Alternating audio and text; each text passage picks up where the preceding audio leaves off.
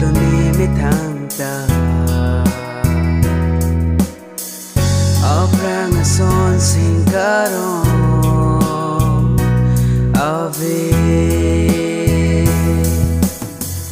dam chui pene sing te alo sing kang sam long ne de lo sing du ga me kri kring ne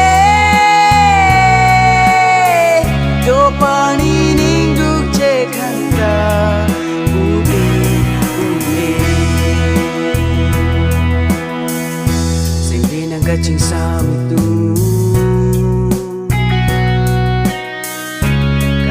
Dag chipuni matha the Machinga charnam garjusina Nisinga runa phanang ni uteka Aprang son sing karon Ave Dam chui pene sing fair